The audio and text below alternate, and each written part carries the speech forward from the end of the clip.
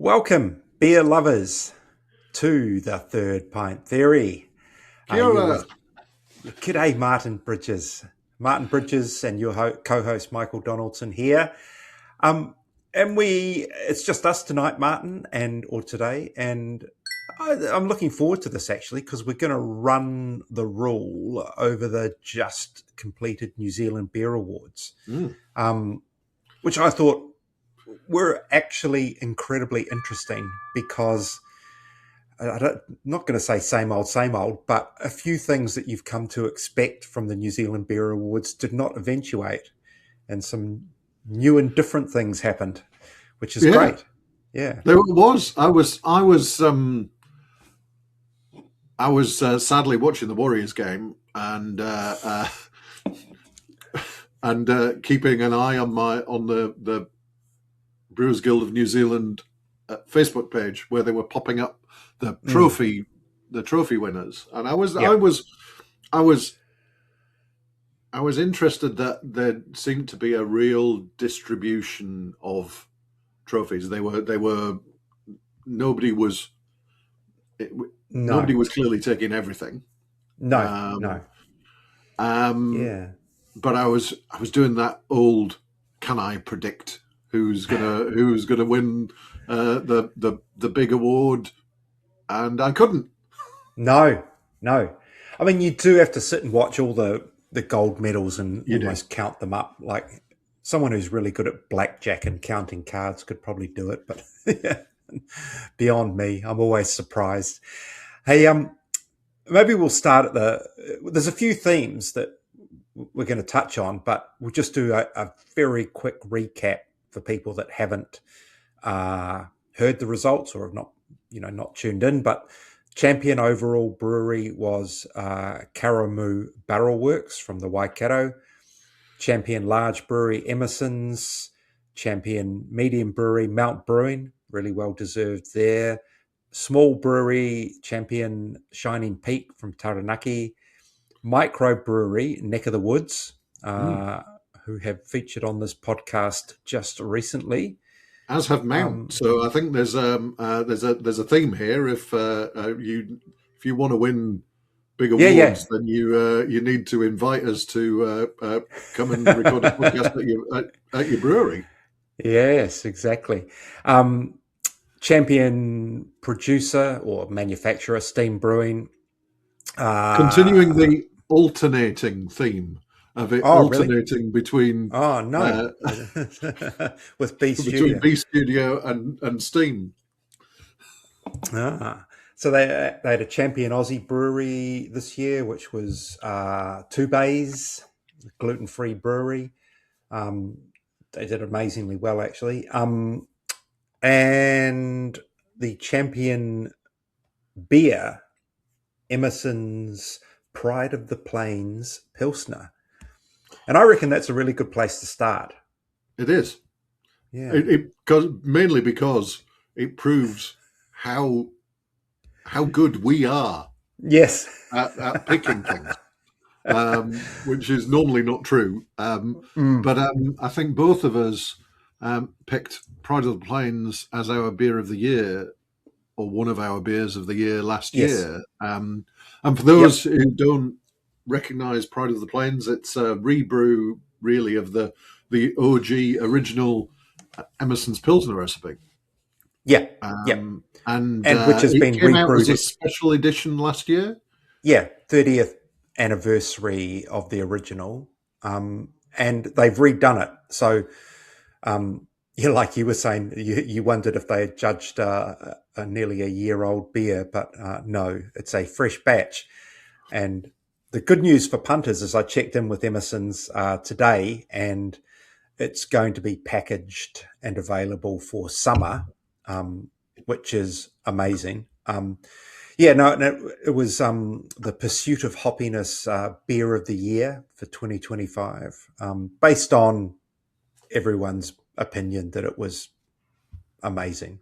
They didn't need to hold the competition; they just should have asked us. We could do this. We visit a brewery, they win awards. We pick a beer, it wins it wins awards. Now, anyone who doesn't should be paying closer attention. Yes, they should. Luckily, we don't take ourselves too seriously because we won't chalk up all the things that we got wrong. But yeah, I thought that was amazing. And one of the interesting things is that so Emerson's won the Champion Large Brewery. They had a trophy for that beer and a trophy for their new Weizenbock, which is the second in the series of beers dedicated to Richard's mother, Ingrid, who passed away last year.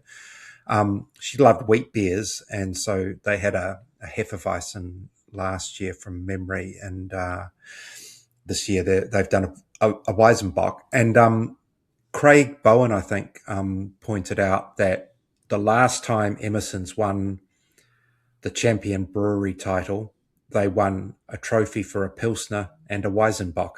So there's this kind of really weird symmetry going on there. Which I think that was awesome. I was really pleased. Richard is a legend, such a lovely fella, and the way that brewery has transitioned from being privately owned to being owned by Lion, but still maintaining its identity. And a lot of that is down to Richard and the way that the sale was set up. And I just think that, they're still producing exceptional beers. As you say, they got 6 golds, 5 silvers, 5 bronzes. They took that wheat trophy, and I actually think that that's probably the one that Richard's going to be happiest about. Is the beer for his mum. Wins a trophy.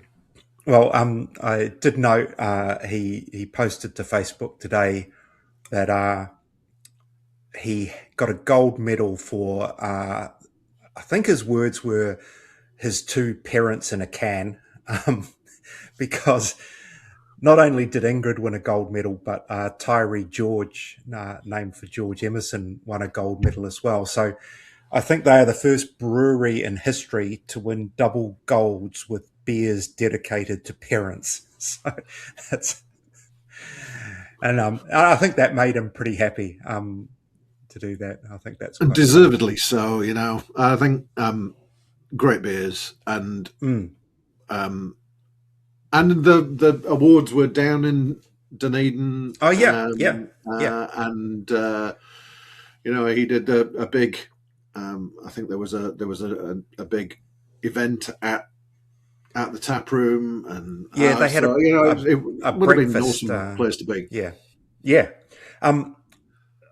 On that note, it was the 20th anniversary of the Brewers Guild formation, which it was created when Richard Emerson sent off the paperwork to make it an incorporated society. So that's why they were bringing it to Dunedin. Because it's actually a big effort to take an event that size to a place like Dunedin, because it's quite expensive for all those North Island breweries to get there. Good on them. It was a nice gesture, and it's a fitting result. I don't know whether Emerson's really did a good job curating their entries to ensure hometown success. But I mean, everyone curates their entries these days, so it's a level playing field. There was no FIFA style fix. Nobody's red card was overturned. No.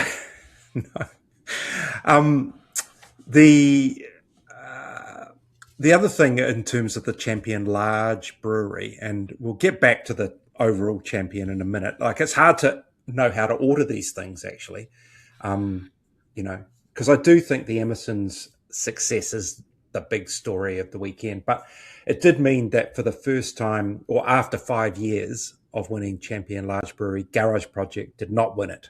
And possibly by their lofty standards, they had an outing to forget. Probably not as bad as the Warriors on the weekend, but, you know, it was maybe Let's not go there. Too soon, Michael, too soon. Yeah, maybe a better analogy might be one of Scott Robertson's All Black games. Did well enough, but not setting the world on fire. Yeah, so they still did well. They took home 16 medals out of maybe 19, so they're pretty good success rate. But yeah, the trophies weren't there like they have been in the past. So no, I think the one thing I did note was that their beers that have done well internationally. So Angilche's piece, which won New Zealand's first World Beer Cup gold recently, also took out a gold at the Brewers Guild Awards, and they had several vintages of Chance, Luck, and Magic in there, and they picked up an array of silvers and bronzes, which kind of aligns with what they got at the World Beer Cup as well. So I think they clearly, to me, it says that the judging is on a par. Yeah. You can't argue with any of the result. Well, there's possibly one result we were talking about before we came on air, which was Altitude Brewing Powder Day Pilsner, which pretty sure it won a trophy in this event last year, won a trophy at the Australian International Beer Awards, and got no medal this time. And this happens. I remember Liberty's Prohibition Porter didn't get a medal one year, and everyone generally agrees that beer is outstanding. So, who knows what happened? Yeah, I was surprised because Altitude, as you said in the magazine or in Friday Night Beers recently, that Altitude have been on a real streak. Probably over the last year, maybe 2 years. 2 years, yeah. Knocking off awards both in New Zealand and Australia, and they did okay, but they had a gold, 7 silvers, and 9 bronzes, but they had 4 beers that didn't medal. So I think that was, as you would say, I think by their standards, they probably would be disappointed with the outcome. Yeah. That's not been harsh. That's just because they set the bar so very high, as have Garage Project over a number of years. And that's why it's interesting that there's sort of, I don't know if it's an evolution or just a blip or whatever, but just some change. And on that note of Medium Brewery, I said we were going to come back to Karamu Barrelworks, but we will. But talking of consistency and a reward for really good performance over a number of years, it was so good to see Mount Brewing win the Champion medium-sized brewery in their 30th year. Absolutely. Yeah, I think what a time to win it. And they had a great night.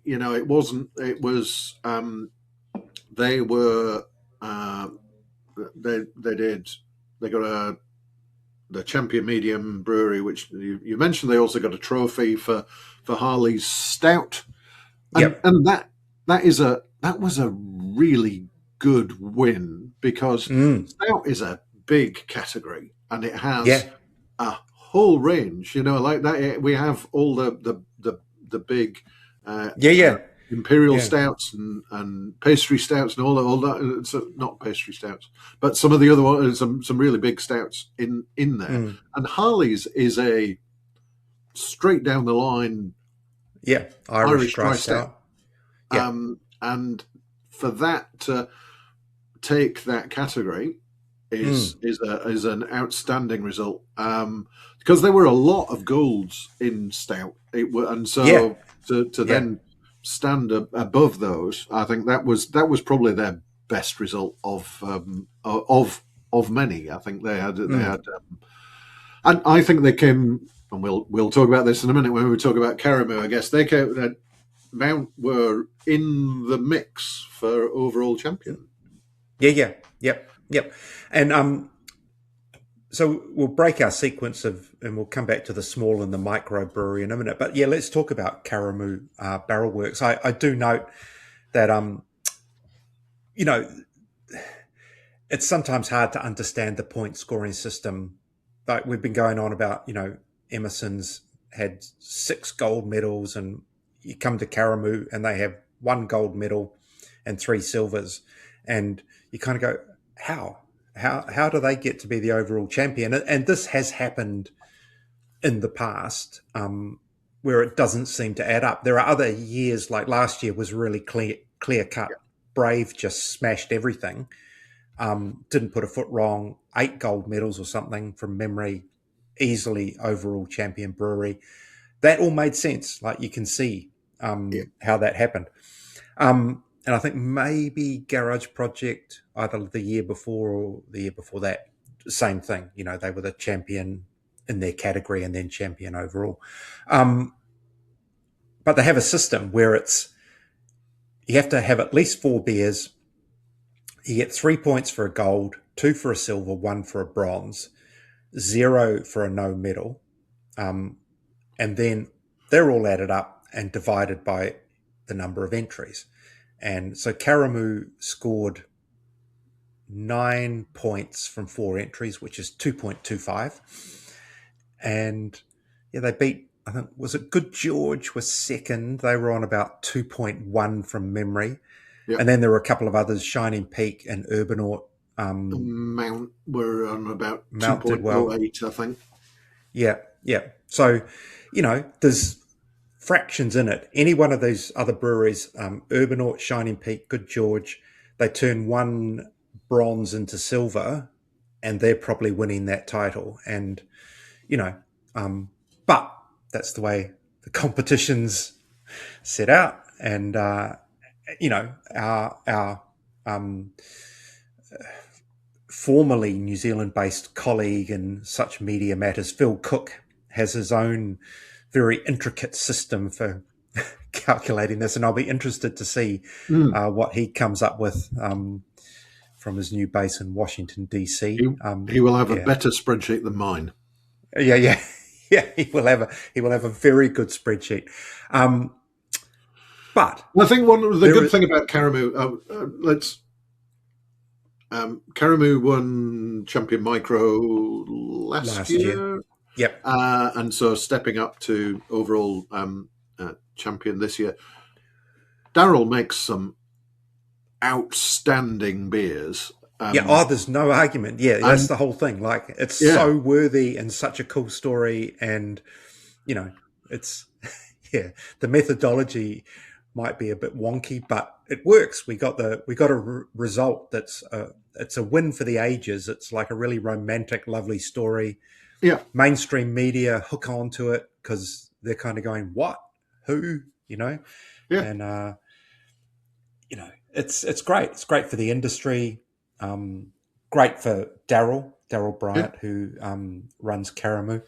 And, great for those Auckland Beer Week patrons who have snapped up the tickets to his tasting event at 16 Ton.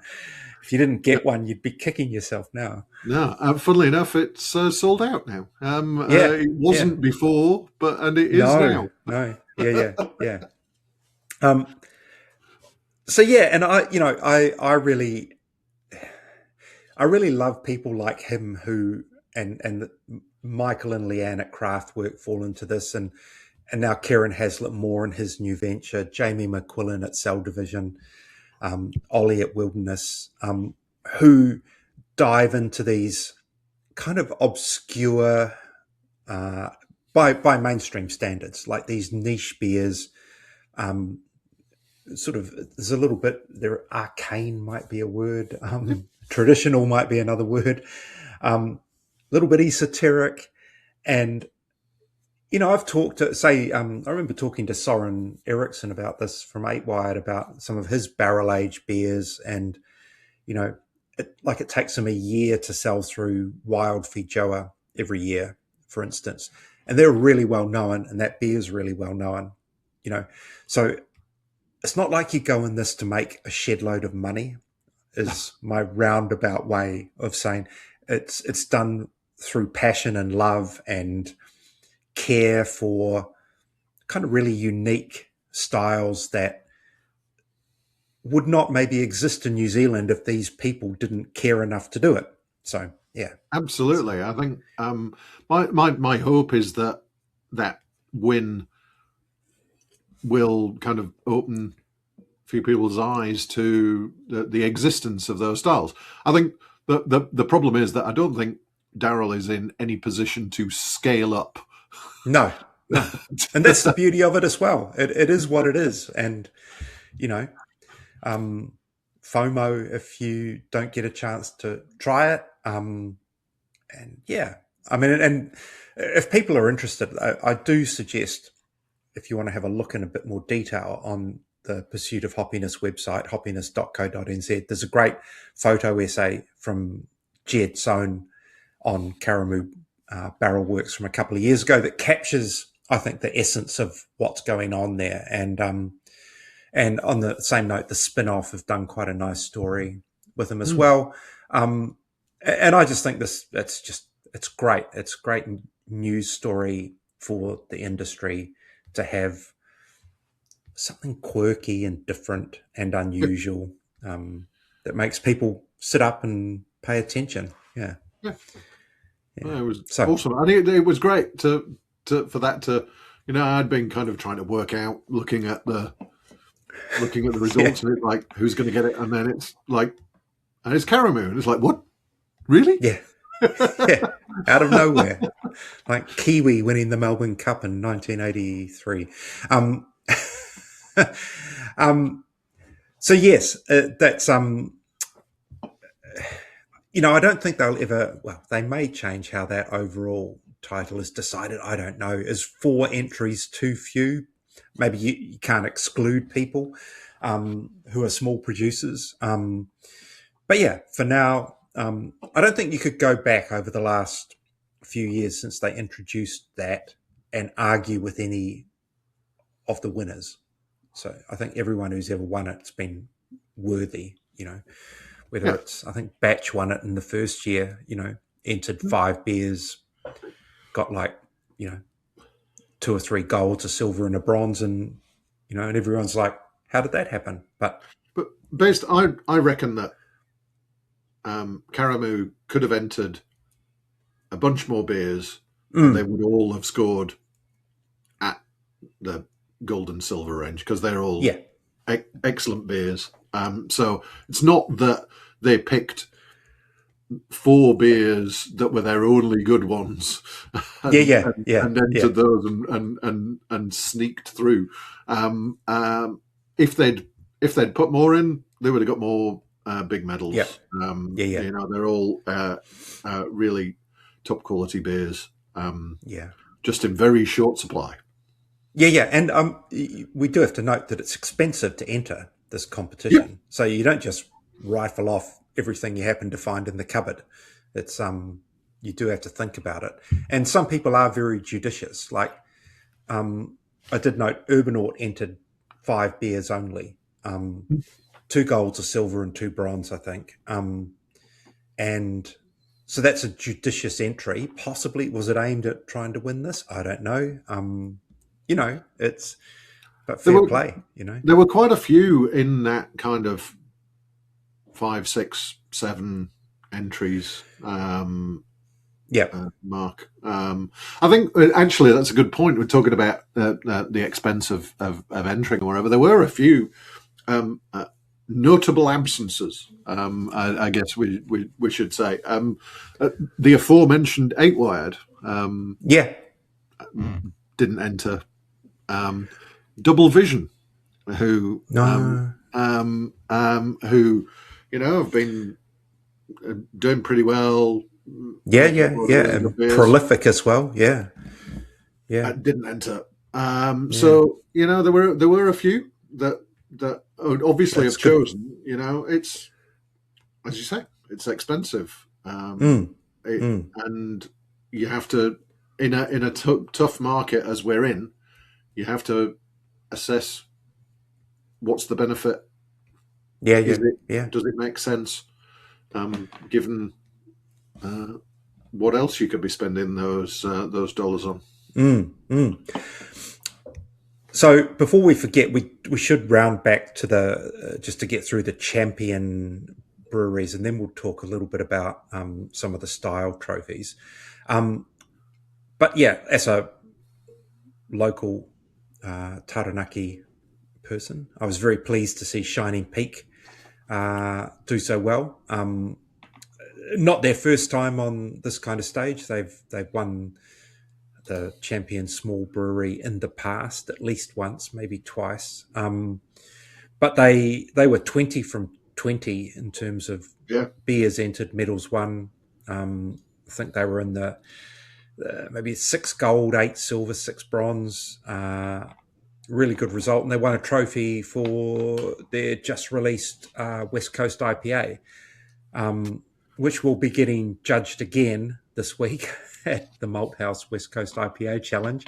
So in theory, it should win. That'll still be an interesting test of relative judging capabilities. Yeah, I think that, to me, and I know we'll probably come back to some of the other style trophies later, but I just wanted to pick up on that IPA win for Shining Peak, because IPA is still one of the categories that everybody kind of wants to win. It's a big popular category. There's a lot of entries, and to come out on top in that is a great testament to Shining Peak. I was really happy to see sort of an OG up there. Armageddon, yeah, was up there again. So that was really good. Yeah, it's been a while since it picked up a gold medal, I think, at this kind of level. So that is really cool. I did mention in a story that I did that there were a handful of classic beers, if you like, that got gold medals. So Epic Armageddon got one. Sawmill the Doctor, which is a beer that's been around for years. Three Boys Oyster Stout, been around for years. Emerson's London Porter, well, it's been around for 34 years. But I also would throw into that camp, in the more mainstream league, Steinlager Classic picked up a gold. And Lion Red. So,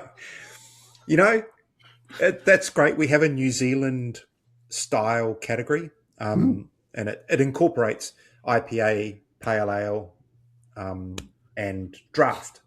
Yeah. And so Lion Red's in there against all these other big New Zealand hopped beers, and it got a gold medal. Good example of what it is, So good old Leon Rouge. Yeah. Yes. And so anyway, to Champion Brewery rounding up with the Micro Brewery, a category that was introduced maybe last year or the year before, because it just used to be small, medium, and large, and they added micro, I'm pretty sure, if my memory serves me well. And yeah, Neck of the Woods, brand new venture, not even a year old. I think they were pretty blown away to come out with that result. So, and I think they've started with a bang. I called in there to talk to Scott and the team the end of last year. I think the episode went out at the beginning of this year, but and they were, they'd got a brewer who'd come from Good George, via a fish processing plant, I think, and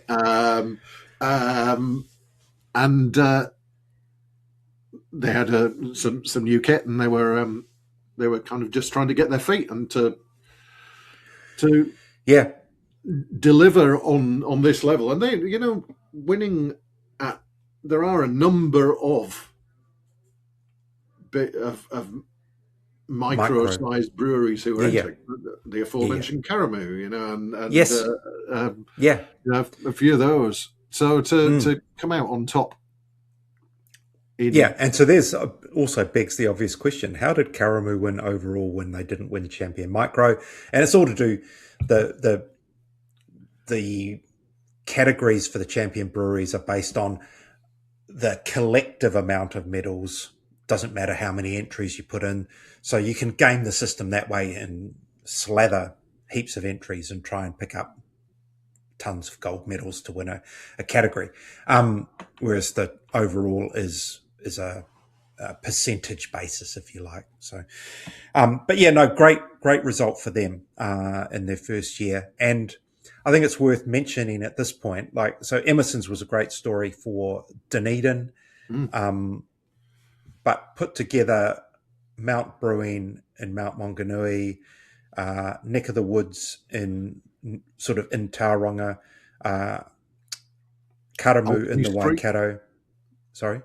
Alchemy Street won a trophy there from Tauranga. Yeah.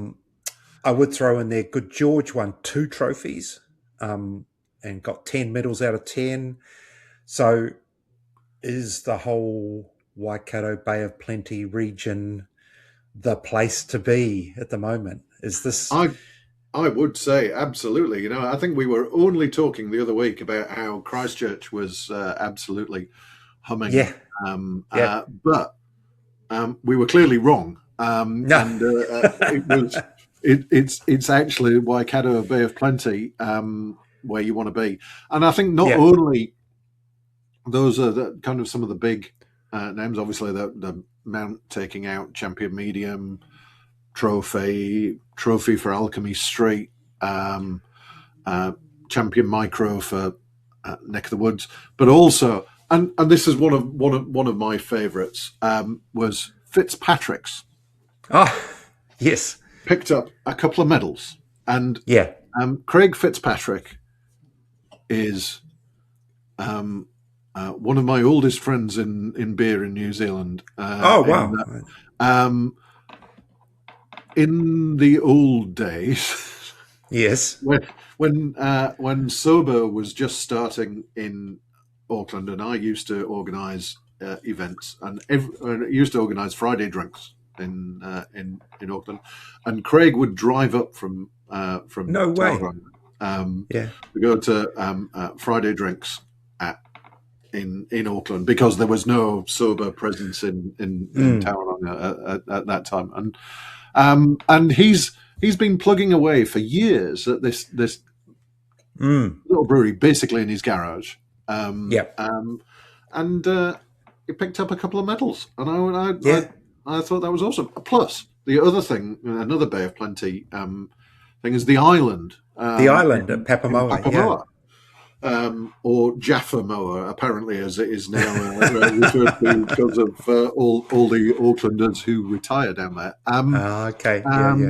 And I called in when I was on my visit to the Bay of Plenty, talking to Mount and talking to Neck of the Woods.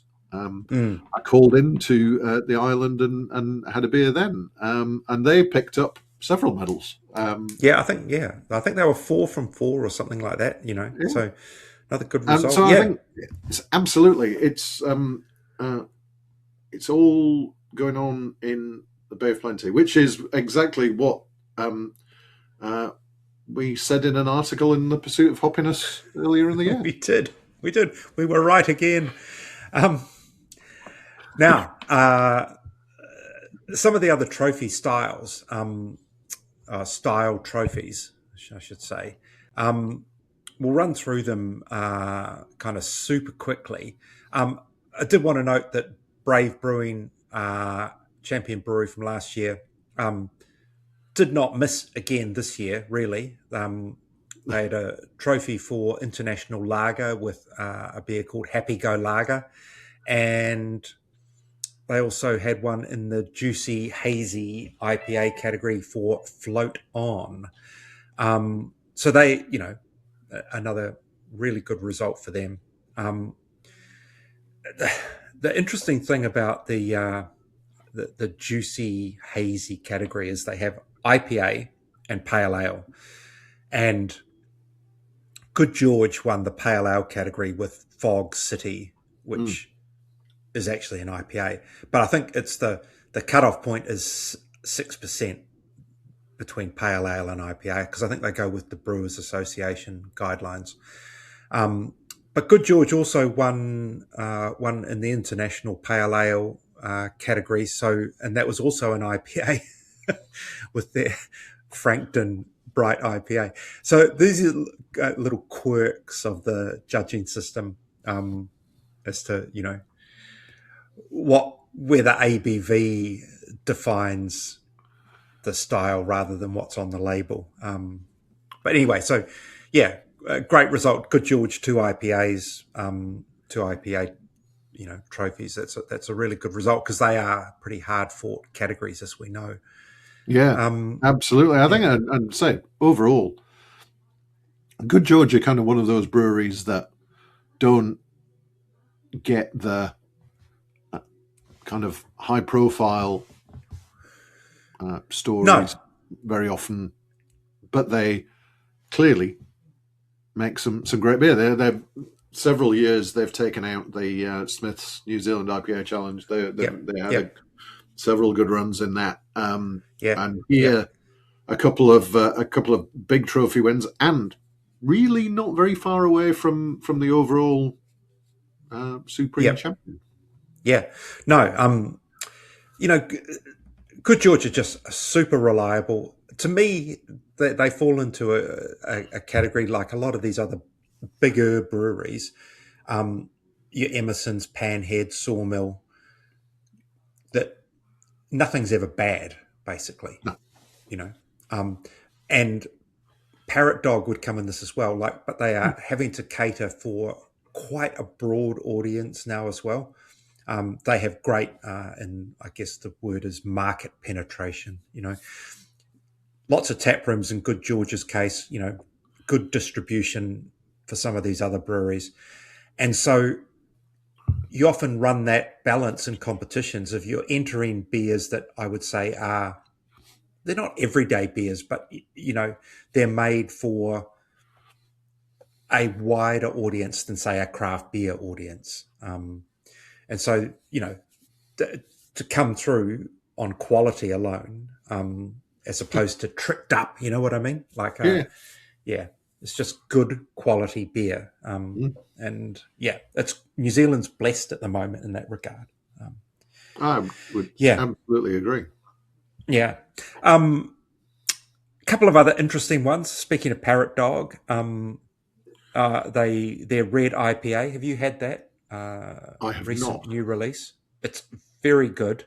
I haven't reviewed it because I think it was the last beer I had before Dry July came on the horizon. So it's sitting in my back catalogue of beers to mention, and it is outstanding. No doubt about that. Judges have said so. So if you can find some, get some, red IPA lovers. What else is there? We mentioned Alchemy Street. Hotbox. Apparently it's a smoked sour. I think I would like that. Wooden barrel aged Behemoth. Victory at Churley's. Not a beer I have had, actually, Martin. Do you know much about it? I have had it. I think I've had it. So when Behemoth took on the brew under license for Ballast Point from the state, they, as part of that, acquired a container load of kegs of Victory at Sea, amongst other barrel aged beers. But Victory at Sea is a famous barrel aged imperial stout. Imperial Porter, I think actually it probably is, from Ballast Point in the States. And they, I believe this was a blend. Ah, okay. So, Interesting. I should have checked that before I did this, wouldn't I? But I'm fairly certain I remember that this was a blend of some of those Victory at Seas. So clever, yep. Very clever, and a really, really great beer. And that's actually, I'm not drinking that. It's a bit early in the week to be drinking a large barrel aged imperial stout. But I am drinking a behemoth beer at the moment, which was a silver medal winning the Czech dark lager, the Praha Nights. Okay, which was one of many medals for behemoth. But it was. I think if there was a competition for the most silver medals, they may have won that. I think there was like 17 of them or something. So there's a couple of those go another way, and we could have been having a different conversation. On porters or dark beers, the fruit and flavoured category went to Sprig and Fern with their Naughty Porter. I really like this because that beer is. Like those fruit and flavoured categories, you can get some outrageous things in it. But Naughty Porter is like a 5% chocolate porter. It's very sessionable, very tasty. And I kind of like this result. It kind of feels like a lot of these results are about, just good beer, good, well-made beer, like, not necessarily with all the bells and whistles. As Harley's Irish Stout's another one that kind of falls into that category.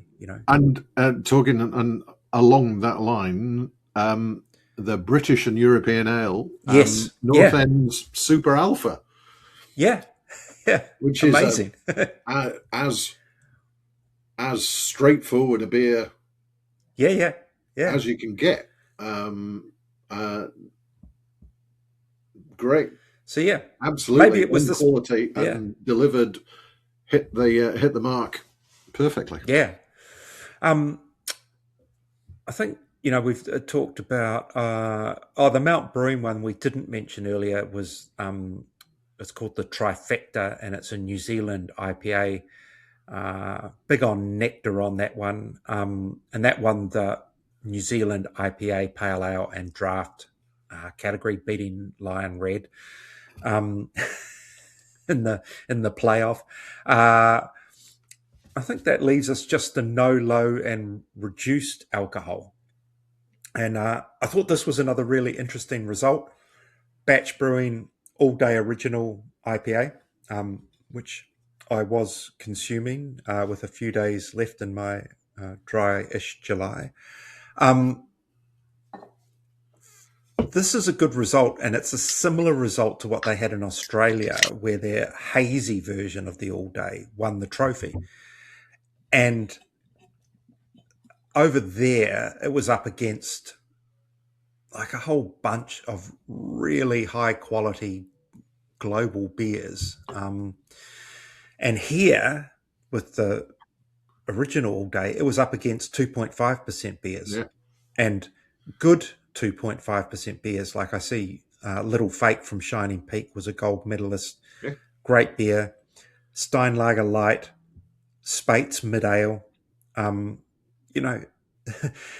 To beat those are any one of those three beers I mentioned. If I'd finished a round of golf and I went in to have a drink and I saw any of them, that would be a go-to, if I was going to drive anywhere.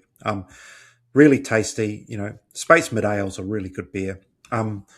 So for this, their non-alcoholic beer, to beat those, that's a pretty impressive result. And it says a lot for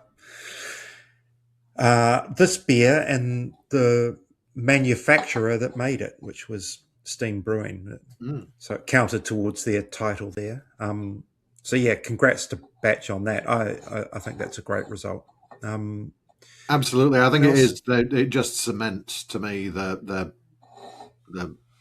position. They are absolutely ruling that no and low category at the moment. And as Craig hinted in our recent podcast episode, he's got some innovations coming. So he's not resting on his laurels. He's not just sitting there and happy to continue winning. He wants to push it further. So I'm really looking forward to hearing more about that. And just quickly, because we've got a few minutes in our allocated space with it that we allocate ourselves. We're not timed on anything. So they had a bunch of new awards here. So they no longer had the Morton Coots Innovation Award. That's been gone for a couple of years. No longer had the Sustainability, no Tourism Award. Instead, they had a People Award, which went to Tracy Banner from Sprig and Fern, and can't think of a better person really to give an award like that to. Thoroughly deserved. Absolutely. The word legend is absolutely appropriate. Driving force behind Sprig and Fern. Driving force for women in the brewing industry. Superb judge. Absolutely deserving. So well done, Tracy, for picking up that. And that sets a bar for that award if they continued with it. I don't see why they wouldn't. And it's a good way to honour kind of individual people in the industry. While they did away with the Sustainability Award, which Sawmill just won every year, they came up with a Community Award, and Sawmill won that. So they can't keep them out. I did wonder when they got rid of I think they should have actually just retired the Sustainability Award by saying, look, it's Sawmills for you've won it enough times, you get to keep it. But I wondered what would happen, whether sort of something else would take its place, and clearly the Community Award, and I think that is really valid, because Sawmill are a B Corp, and one of the key aspects of becoming a B Corp is assessment of your interaction with your community, your impact on your community, and so on. And so that, while sustainability is a big part of Sawmill, their interaction with their community has always been a key part of that business. And so therefore I think this is a perfect reflection of that. Yeah, good point. And the Future Award went to Garage Project's Harpy Research Program, and that's all about innovation in hops. So, hard to argue with that. They are doing some really good work in that field, and it's not just hops; it's thiols through sort of Joss Ruffles' side project, the Phantasm. It's kind of connected to that. So that was a good result, and I thought they could have won it on multiple fronts there. I was pretty sure where that award was going, but it's like you could have they probably took first, second, and third in that, because you've also got the research that Pete Bircham from the yeast stuff, Garage Project are doing into yeasts for low and no alcohol beers, and which is a really important bit of research. So you've got that, you've got the hops, you've got thiols, you've got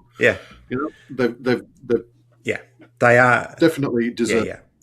Totally, and they are a forward-looking brewery for sure. And kind of last but not least is the Packaging Award, which went to Be Effect down in Wanaka, which was nice because I do like their kind of newish labels. They're very, I don't know, evocative, but and they were in the news last week for taking over the legendary Wanaka Beerworks Brewski brand, and who knows, maybe they'll win some sort of packaging award for that next year, because I like what they're going to do with it by the sound of it. Sort of make it a bit of a retro Pilsner style beer, which is great. Like, it's a little bit of New Zealand history preserved. So yeah, nice one. And I think they're in a great place down there to do that. You know, it's a big tourist area, and you've got that something to appeal to tourists. Yeah, coming in. Here's a piece of New Zealand history in a can. Yeah. Hey, and great to see that preserved. Yeah, I know. I think it is. Because the brewski, because we're talking awards, it was the Champion New Zealand beer back before the Brewers Guild ran the awards. I think it was 2000. It might have won it at the New Zealand International Beer Awards, which is pretty cool. Right, Martin, in the last few minutes that are left, were there any other, maybe gold medals or results that stood out for you? You've done your big spreadsheet. I thought that being selfishly Aucklander, I was delighted to see a couple of our local brew pubs doing well with Twofold got a gold for their Pilsner. That Tuesday and a couple Pils, of other, it's outstanding beer. Yep. A couple of other medals as well, and St Leonard's got a gold for their hazy, plus a handful of silvers and bronzes as well. So I was really pleased to see those kind of fairly new brew pubs in Auckland doing well. And talking of new breweries, I was delighted for our good friend Jason at Element. Yeah, they did really well. Yeah. For picking up a couple of golds, I think. Was it a couple? Yep. Yeah, a couple of golds plus a silver and some bronzes. So I think, for people who are early in their journey, not necessarily as brewers, because obviously Jason's been around for a while, Bernard at Twofold has been around for a while, but at new ventures for coming through with some good result. I was very pleased to see. Hey, and I was just scrolling through some pictures that the Brewers Guild sent out in a sort of a Dropbox, and I did note in one of them, Joe Wood from Liberty Brewing was up on stage, and in the background the slide said, and I've got this not quite right, but it was sort of like an industry recognition award, and it's not on the official list or anything like that, but I think that's really cool as well. Joe's been an amazing part of that industry for a long time, and I don't know quite how that works, but it's another one that thoroughly deserved. And I'm just scrolling through the list now and looking at a couple of things, and another one, like one of my favorite beers of all time, McLeod's Harvest Moon, picked up a gold medal. I love seeing that pop up. And there was another one there that, I'm no good scrolling PDFs while trying to talk. Black Sands Pilsner. Ah, yes. Yeah. Talking of Auckland Brewers. Yeah. They had a really good result. But that Pilsner popped up in the New World Beer Insider Awards last year and was on point. And it's just good to see it pop up again and do well. But the other one from them is a double IPA called Wolverine, which was originally brewed by Mark Jackman under the Weasel Dog brand, and then Weasel Dog and Black Sands sort of merged together, and so now Wolverine is a Black Sands beer. But that won a gold medal as well, and so those guys were, when all the years I lived in West Auckland, were kind of my local local brewery. So it was nice to see them do so well. Yeah, and as you said, Epic Armageddon. Another one that stood out for me in terms of the consistency was Heyday. Oh yeah, they're always consistent at these awards. They are amazing. Full 100% medal count. So they got out of 12 beers, they got 3 golds, 5 silvers, 4 bronze. Yeah, and that's up there. That's not far off the top. Excellent, and a real spread of styles and stuff as well. So I think obviously Heyday now owned by Abandoned Brewing. So I hope that they continue to do well. Yeah, I hope so too. I've got a can of their Jeremiah Imperial Pilsner in my fridge, and I did see that won a gold medal. That's always been a really good beer. We forgot I didn't forget, but in the sort of the classic beers that won gold medals, I see in the speciality and experimental, Asahi Papakura is now the name of the brewery. Pure Blonde. Pure Blonde. I don't know how experimental it really is, but I suppose you have to find somewhere to put low carb beers. But yeah, that's it. I think it was interesting. I found that so experimental covers is the we can't and we don't know where else to enter it, so it goes in there kind of thing. But what it seemed to do this year was it picked up a whole heap of low carb beers. Yes. In that category, and also fresh hop, which was interesting. I thought that there were a few fresh hop beers, which I know it's kind of like it's a little bit late in the year for fresh hop beers, but some of them obviously still hanging on because one of my favourite fresh hops two of my favourite fresh hops of the season were Behemoth. Fresh hops, the Cheech and Chong hazy, and the Brian. He's not a hop; he's a very naughty boy. Both of which I think picked up silvers. So in there, I'm just looking at this. Panheads fresh hop IPA won a gold medal. So that's got an outstanding shelf life. I think that's really impressive. And I see Urbanaut was in there as well with the Miami Lager low carb. So it is interesting, that category. It used to mean really weird and wonderful, but now it's fresh hop and low carb. So and allows Asahi to stick gold medal winning beer on Pure Blonde. Exactly. Hey, look, that's I think that's us. We're just on the hour mark now. So I hope you enjoyed that, a little ramble through the awards.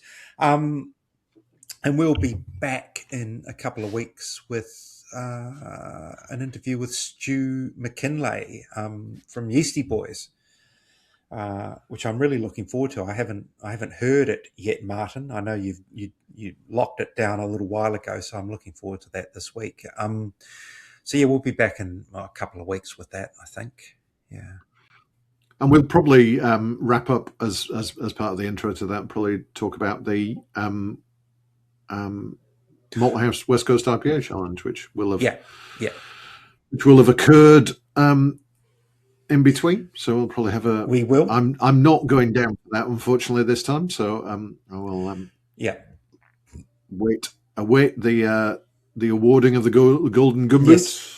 And in the meantime, also happy 15th birthday to Parrot Dog, who we're recording this on the 27th of July. That was the day they launched 15 years ago.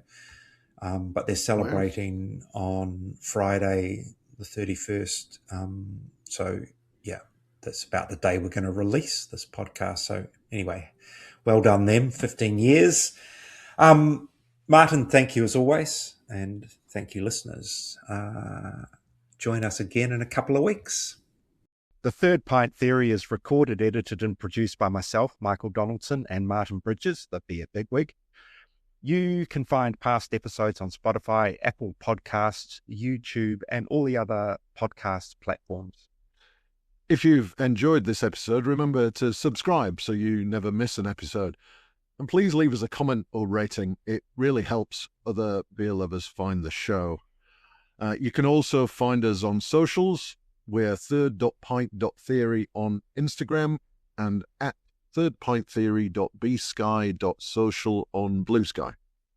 Don't forget to check out what we're up to outside the podcast. You can read my latest articles, reviews, and news in the Pursuit of Hoppiness magazine at hoppiness.co.nz. Plus, you can sign up to my weekly beer news email, Friday Night Beers, at hoppiness.substack.com.